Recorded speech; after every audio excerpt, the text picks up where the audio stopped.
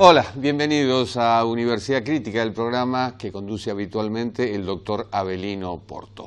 Cada día sabemos algo más y cada día sabemos algo menos, que habrá vacuna hacia principios de 2021, que se está experimentando en este momento, que la Organización Mundial de la Salud va cambiando aquello que fue un ciclo de preguntas y respuestas para orientarnos. Bueno, hay novedades sobre la materia.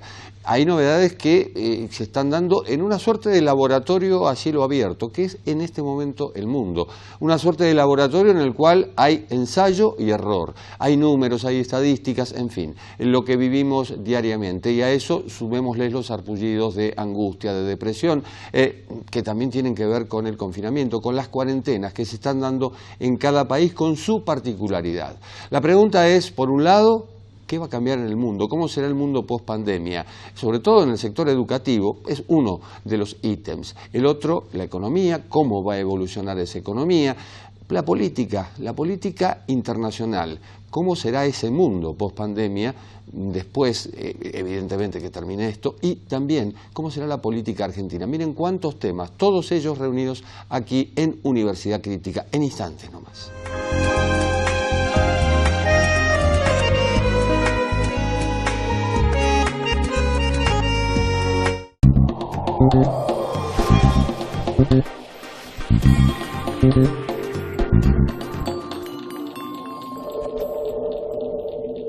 Universidad de Belgrano. Esta es nuestra vida universitaria. Trayectoria, credibilidad, prestigio.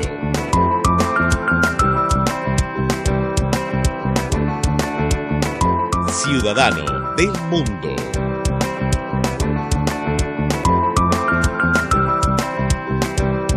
Universidad de Belgrano. www.ub.edu.ar.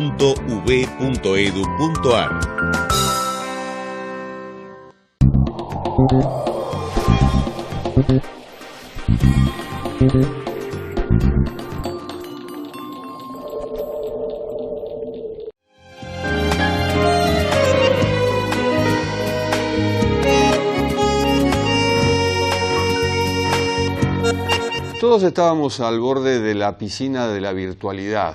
Resulta que vino el coronavirus y nos pegó un empujón.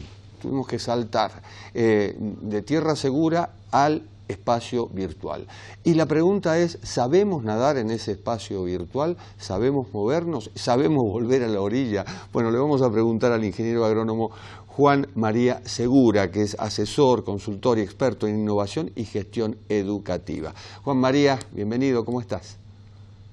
Hola Jorge, ¿cómo estás? Muchas gracias por favor por haberme invitado. La pregunta es, ¿la virtualidad llegó para quedarse? Sí, yo creo que la virtualidad había llegado hacía como 20, 25 años y nos resistíamos de alguna manera a abandonar viejos hábitos o viejas instituciones o viejas convenciones, ¿no? Hay un mundo que se conecta, vimos cómo se conecta y converge en la década del 90, que se empezó a gestionar 30 años antes que ese momento, con la revolución de los microprocesadores en los 60s y en los 70s y con la aparición de la computación individual, que en la década del 90 converge y genera el terreno fértil para que el mundo genere una explosión creativa de plataformas, instrumentos, artefactos y capacidad de reorganización muy disruptiva, muy disruptiva. Lo que pasa es que eso ocurre en un mundo de alguna manera ya colonizado por instituciones, prácticas, culturas, idiosincrasias, ideologías. Entonces el diálogo entre uno y otro, entre eso nuevo que emergía, pero que emergía de una manera muy furiosa, atenuada por ahí un poquitito por esa burbuja financiera que en el año 2000-2001 se pincha, y el mundo intenta hacer ver que en realidad era una especie de moda o que era un delirio de algunos locos en hawaianas que andaban vendiendo ahí proyectos que no tenían mucho sustento, pero después recobra fuerza a partir de Wikipedia y todo lo que viene después, ¿no? Con lo cual yo creo que el mundo ya existía, pero estaba costando integrarlo plenamente y mientras tanto seguíamos sosteniendo funcionamiento de instituciones que de alguna manera eran instituciones muy ineficientes en cuanto al uso de la energía humana, ni siquiera digo ineficientes en cuanto al buen uso del tiempo, sino eran ineficientes desde el punto de vista de la eficiencia humana, de la energía humana, y eran muy ineficaces en términos de logros.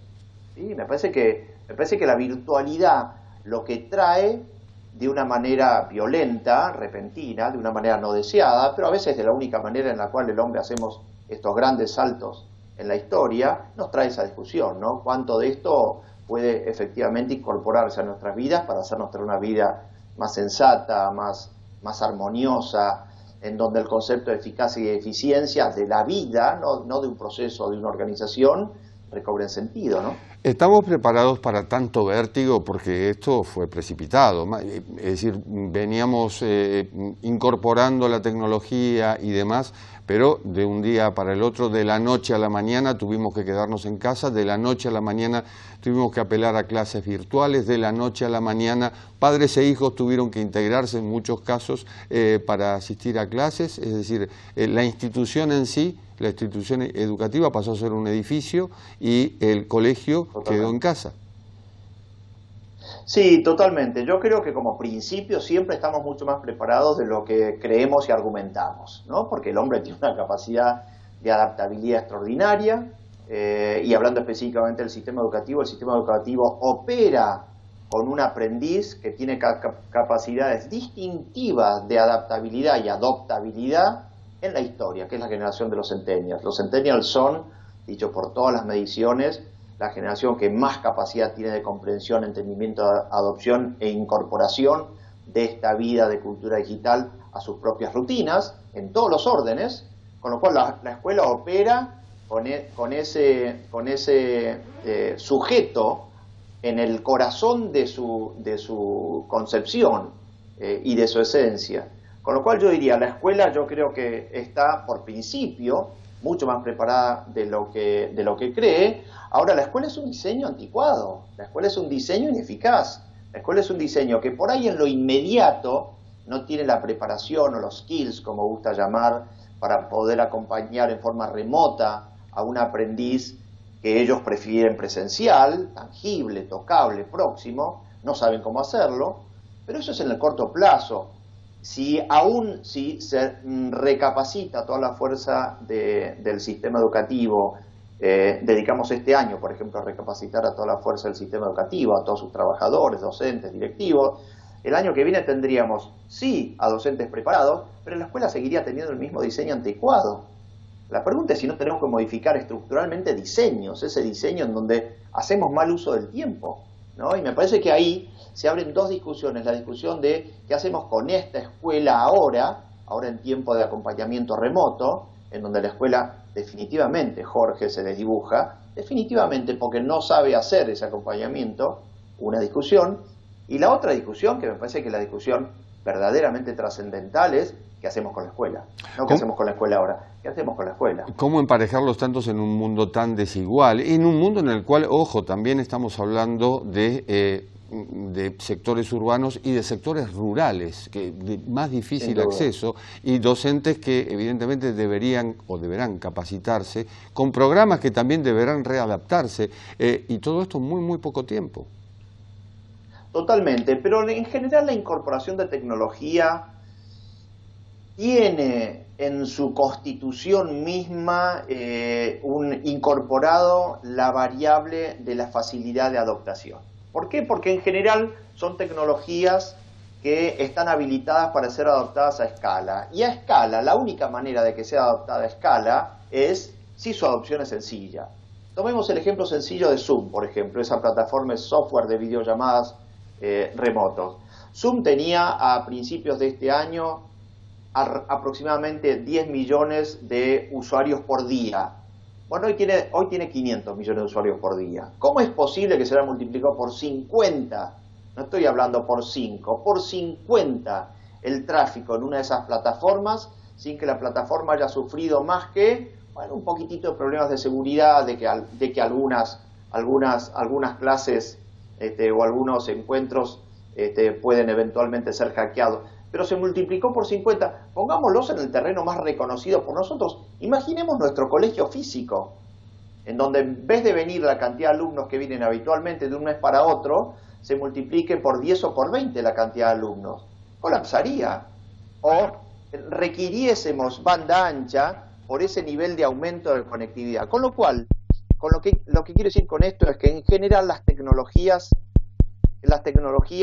de la información y las comunicaciones, que son estas TICs que generan la matriz de este mundo de hiperconectividad y cultura digital, esas tecnologías son de diseño sencillo para que sean fácilmente adoptables a escala, con lo cual entrenarse en su uso no es complicado, es mucho más sencillo que lo que probablemente cualquiera de esos docentes que se deberían entrenar en el buen uso de estas herramientas y plataformas haya aprendido antes. Lo que pasa es que generan el fantasma de que tienen una alta complejidad, de que atrás de esto hay que aprender efectivamente a saber codificar y a que el lenguaje de la codificación, que es el lenguaje que está atrás de la construcción de este mundo, pero que no es el lenguaje del usuario, no es el lenguaje que se le reclama al usuario, son mucho más intuitivas. Y de hecho, Jorge, te acordarás, cuando uno se compraba años atrás un aparato mínimamente complejo y tecnológico, el aparato venía con un manual de usuario de 120 páginas. ¿Por qué? Porque si uno no leía el manual no lo sabía operar. Yo te pregunto, ¿cuáles de estas herramientas tienen manual del usuario? Cuando uno se compra un teléfono inteligente, una televisión inteligente o accede a una plataforma, todo es probar, guiarse intuitivamente por donde uno cree que tienen que estar los comandos y las funciones básicas. Bueno, adoptar estas tecnologías tiene mucho más que ver con probar y experimentar y comprobarse que con estar capacitado para comprender su complejidad. Antes era el anciano, era el sabio al que todos recurrían. Hoy es el joven, porque es el que maneja la tecnología. Eso por un lado.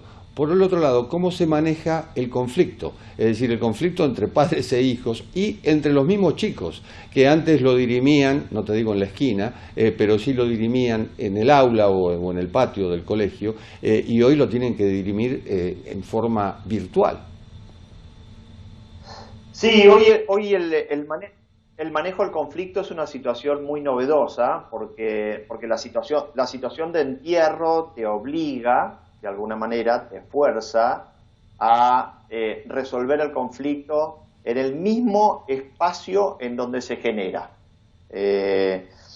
Muchas veces cuando uno en la situación prepandémica tenía algún conflicto con un familiar, un amigo o un compañero de trabajo, siempre tenía la opción de momentáneamente alejarse de esa persona y salir a oxigenarse, a distraerse, a caminar, a buscar consejos para dirimir ese conflicto en otro lugar, y en ese devenir se oxigenaba, tomaba distancia, permitía que el tiempo opere. Bueno, ahora en este momento eso no ocurre, porque el hogar lo que de alguna manera establece, el límite del hogar lo que establece son como las cuerdas de ese ringside que se ha montado repentinamente, que es el que cuando intentamos, ¿no?, escaparnos del conflicto para que el conflicto se opere solo y se distienda y se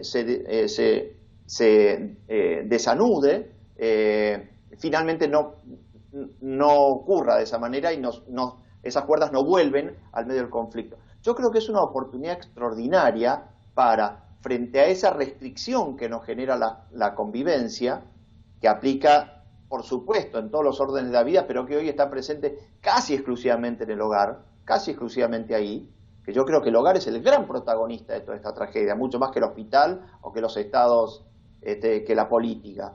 Yo creo que es una extraordinaria oportunidad para hacer del conflicto la puntita desde donde se empieza a tirar del hábito de la conversación. El conflicto te fuerza a escuchar, te fuerza a aceptar, te fuerza a comprometerte vía una nueva declaración, porque con esa persona vas a tener que seguir conviviendo durante el tiempo que sea necesario, que pueden ser 2 meses más o hasta fin de año. ¿no? Nosotros pensábamos cuando esto arrancó en marzo que estábamos hablando de un par de semanas, estamos ya llegando a junio y acá seguimos todos juntitos. Entonces yo creo que el conflicto es una novedad, pero es una novedad que nos empuja al centro del ring de vuelta frente a la situación, que nos permite reencontrarnos con la conversación. Y reencontrarnos con la conversación es encontrarnos con el respeto, encontrarnos con la escucha, encontrarnos con la intención. Yo quiero reparar aquello que genera conflicto, porque si no lastima la convivencia. Yo creo que eso puede llegar a ser un muy lindo ejercicio cuando finalmente esas cuerdas desaparezcan y volvamos a convivir este gran colectivo que es nuestra propia comunidad, ¿no? Yo creo que si a esa comunidad retomamos, habiéndonos entrenado en la buena gestión de la conflictividad, me parece que esta pandemia va a haber sido maravillosa.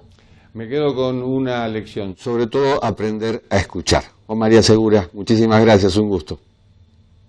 Gracias a ti, Jorge, muchas gracias. Volvemos en instantes.